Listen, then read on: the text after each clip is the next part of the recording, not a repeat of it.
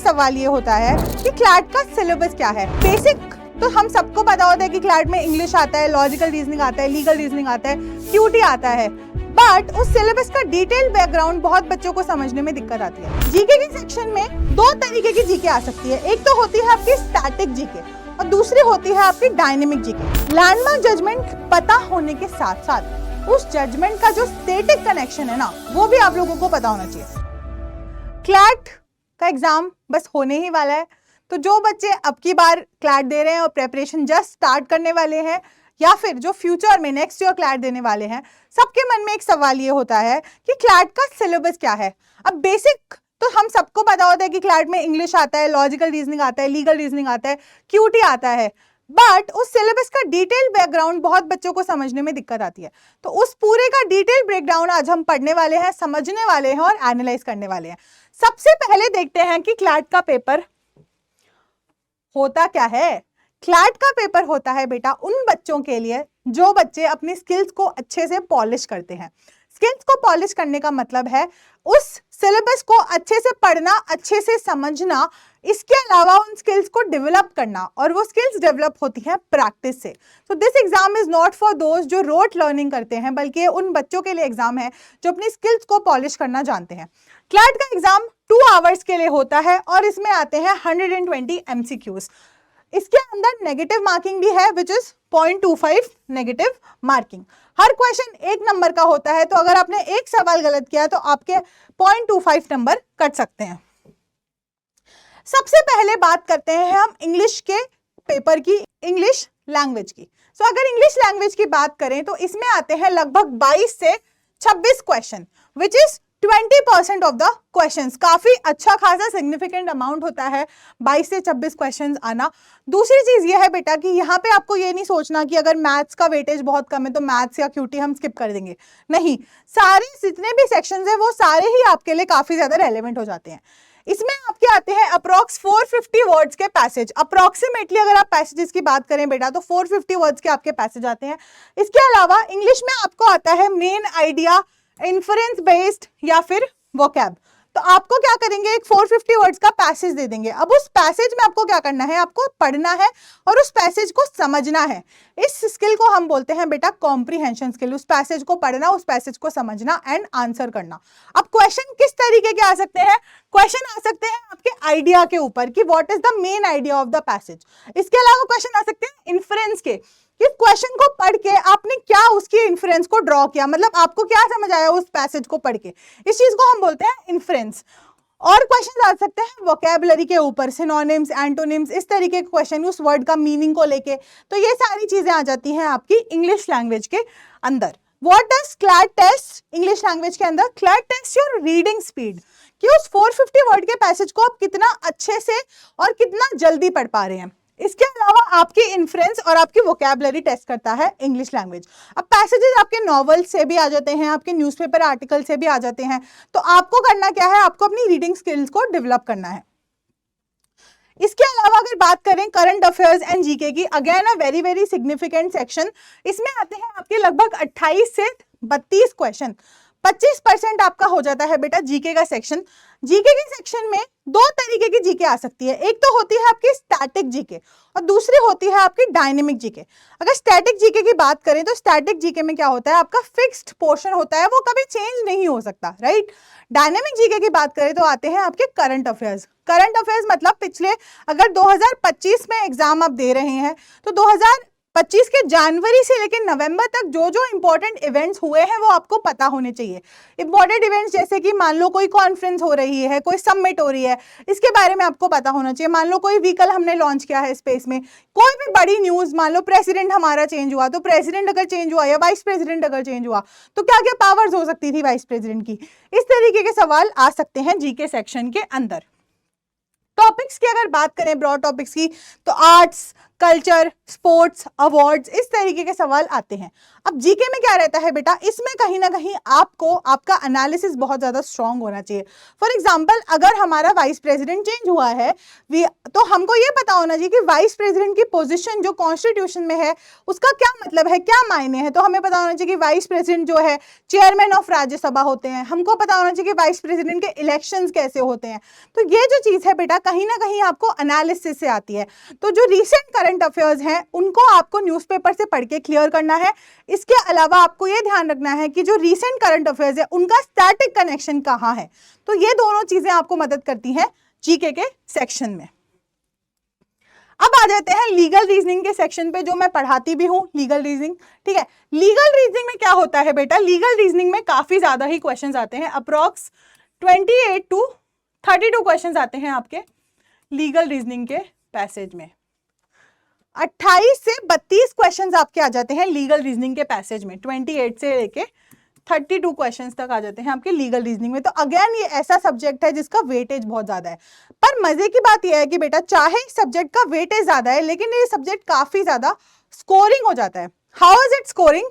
It is scoring because अगर आपने concept पहले से पढ़ रखे हैं तो वही कॉन्सेप्ट अगर पैसेज में आते हैं तो आपको पैसेज पढ़ना और उस पैसेज को समझना बहुत ही ज्यादा ईजी हो जाता है।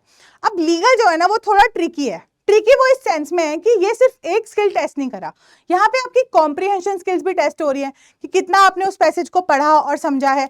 यहाँ पे आपकी एनालिटिकल स्किल्स भी टेस्ट हो रही हैं कि आप क्या उस लीगल प्रिंसिपल को आइडेंटिफाई कर पा रहे हैं। और यहाँ पे आपकी बेटा रीजनिंग स्किल्स भी टेस्ट हो रही है कि 4 ऑप्शंस में से मोस्ट सिग्निफिकेंट ऑप्शन कौन सा है वो आइडेंटिफाई करना टेस्ट करता है आपकी रीजनिंग स्किल्स को। तो एक तरह का ये हर तरीके की स्किल्स का एक तरीके का मिल्क शेक हो जाता है, इसीलिए लीगल बच्चों के लिए थोड़ा सा ट्रिकी भी हो जाता है। अगर सिलेबस की अगर बात करें लीगल में तो आपके जो मेन सब्जेक्ट्स होते हैं टॉर्ट्स, क्राइम, कॉन्स्टिट्यूशन, कॉन्ट्रैक्ट्स, इन सब्जेक्ट्स के अलावा बेटा आपके मिसलेनियस सब्जेक्ट्स भी क्लैट आजकल बहुत ज्यादा पूछने लगा है। तो थोड़ा अगर मिसलेनियस सब्जेक्ट्स की बात करें तो मिसलेनियस सब्जेक्ट्स में आपके आ जाते हैं पॉक्सो, ठीक है, आपके आ जाता है कॉपीराइट, ठीक है, आपके आ जाते हैं ट्रेडमार्क, आपका आ जाता है जीआई, ज्योग्राफिकल इंडिकेशन। ये सारी चीजें आ जाती हैं आपकी इंटेलेक्चुअल प्रॉपर्टी राइट्स में, आईपी राइट, आईपीआर में ये सारी चीजें आपकी फॉल करती हैं। इसके अलावा बेटा मिसलेनियस टॉपिक्स में आपको ध्यान रखना है कि लीगल में भी जीके के की तरह स्टैटिक के साथ साथ डायनेमिक पोर्शन पढ़ना बहुत ज्यादा इंपॉर्टेंट है। तो डायनेमिक पोर्शन में आप मुझसे पूछेंगे कि क्या पढ़ना है, तो डायनेमिक पोर्शन में बेटा जो रीसेंट अगेन जनवरी से लेकर नवंबर तक के, जब तक आपका पेपर नहीं बना है तो जनवरी से लेकर नवंबर तक के जो भी रीसेंट लैंडमार्क जजमेंट्स हुए हैं उनके बारे में आपको पता होना जरूरी है। जैसे कि मान लो कोई लैंडमार्क जजमेंट आया है मेंटेनेंस के ऊपर, तो आपको पता होना चाहिए कि वो जजमेंट क्या था, ठीक है। इसके अलावा लैंडमार्क जजमेंट पता होने के साथ साथ उस जजमेंट का जो स्टैटिक कनेक्शन है ना वो भी आप लोगों को पता होना चाहिए। अक्सर बच्चे क्या गलती करते हैं कि जजमेंट का डायनेमिक पार्ट उनको पता होता है, उनको पता होता है कि जजमेंट क्या था, किस बारे में था, पर उस जजमेंट का जो रिलेशन था स्टैटिक कॉन्सेप्ट से वो चीजें बच्चों को पता होने में बहुत ज्यादा दिक्कत करते हैं।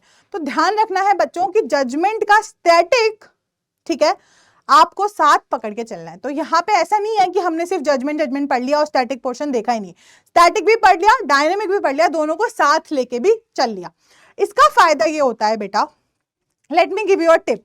अब एग्जांपल लो, मान लो कोई जजमेंट आया है मेंटेनेंस के ऊपर कि मेंटेनेंस टू अगर वाइफ अवार्ड होते हैं उसमें ये फैक्टर्स देखे जाते हैं, मान लो ये जजमेंट है। अब आपको बेटा ये देखना है कि मेंटेनेंस जो है वो कौन से लॉ के अंडर प्रोवाइडेड है, तो आपने वो चीज देख ली। इसके अलावा आप देखोगे मान लो 125 सीआरपीसी में मेंटेनेंस दी गई, तो आप देखो 125 सीआरपीसी किन किन चीजों पे अप्लाई होता है, क्या सिर्फ वाइफ के लिए अप्लाई होता है या फिर पेरेंट्स के लिए भी अप्लाई हो सकता है, चिल्ड्रन के लिए भी अप्लाई हो सकता है। इस तरीके से अगर आपको स्टैटिक बैकग्राउंड पता है उस करंट रेलेवेंट इंफॉर्मेशन का, तो आपका ना सिर्फ करंट अच्छे से हो पाता है बल्कि आपका स्टैटिक का रिवीजन भी काफी अच्छी तरीके से हो जाता है। तो इस टिप को हम दिमाग में रखें। अच्छा, इसके अलावा देखें तो ये काफी ज्यादा इंपॉर्टेंट सेक्शन है क्लैट के लिए। ऑफ कोर्स आप लोग लॉयर्स बनने जा रहे हो, राइट, क्लैट एग्जाम देके, तो यहाँ पे जो है ना बेटा आपकी लीगल रीजनिंग, आपका लॉ का स्किल्स ही टेस्ट हो रहा है कि आपने उस पैसेज को पढ़ के उसके अंदर से एक लीगल प्रिंसिपल को आइडेंटिफाई किया। अब उस लीगल प्रिंसिपल को आइडेंटिफाई करके आपको जो कहानी दी गई है, आपको जो फैक्ट्स दिए गए हैं, क्या आप उस लीगल प्रिंसिपल को उन फैक्ट्स पे अप्लाई कर पाते हो, ये चीज टेस्ट होती है। अब चैलेंज ये है कि अप्लाई तो कर दिया, अप्लाई करने के बाद भी गलती हो जाती है।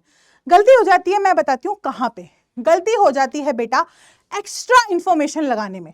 तो यहाँ पे एक्स्ट्रा इंफॉर्मेशन नहीं लगानी है, जितना पैसेज में दिया गया है उतना ही आपको आंसर करना है। दूसरी गलती कहाँ होती है, दूसरी गलती होती है बेटा कि लीगल रीजनिंग के अंदर आप लॉजिकल रीजनिंग घुसा देते हो। नहीं, वो नहीं करना है बेटा। जो आपका लॉ है आपको वहीं तक स्टिक रहना है, चाहे आपको वो चीजें एब्सर्ड लगे, एब्सर्ड साउंड करे, you don't have to connected with the logical reasoning. आपको सिर्फ लीगली करेक्ट चीजों को आंसर करना है, चाहे वो लॉजिकली करेक्ट ना भी हो। ऐसा होता नहीं है, बट जनरली बच्चे क्या करते हैं, लॉजिकल रीजनिंग घुसा देते हैं लीगल रीजनिंग में। ये नहीं करना। एंड तीसरी एंड सबसे इंपॉर्टेंट चीज ये होती है कि बेटा अक्सर 4 ऑप्शंस में से 2 ऑप्शंस करेक्ट होते हैं। ठीक है, 4 ऑप्शंस में से क्या होता है बेटा, 2 या 3 ऑप्शंस करेक्ट होते हैं। उनमें से 2 ऑप्शंस ऐसे होते हैं कि जो बहुत ही मतलब परफेक्टली हमको करेक्ट लगते हैं और हम उनमें कंफ्यूज हो जाते हैं कि अब इसमें से आंसर क्या करें।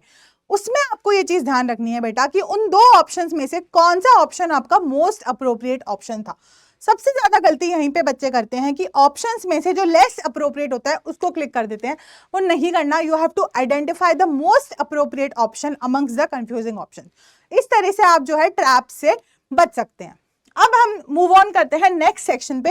नेक्स्ट सेक्शन है आपका लॉजिकल रीजनिंग का। लॉजिकल रीजनिंग की अगर बात करें तो लॉजिकल रीजनिंग में थोड़े से शॉर्ट पैसेजेस आते हैं 300 to 350 वर्ड्स तक के, और यहाँ पे टेस्ट होते हैं आपके आर्ग्यूमेंट्स, आपके अजम्पशंस एंड आपके कंक्लूजन्स। तो कहीं ना कहीं बेटा ये भी ऐसी चीज है कि जो रट के नहीं की जा सकती, ये भी ऐसी चीज है जो आपको प्रैक्टिस कर करके ही आएगी।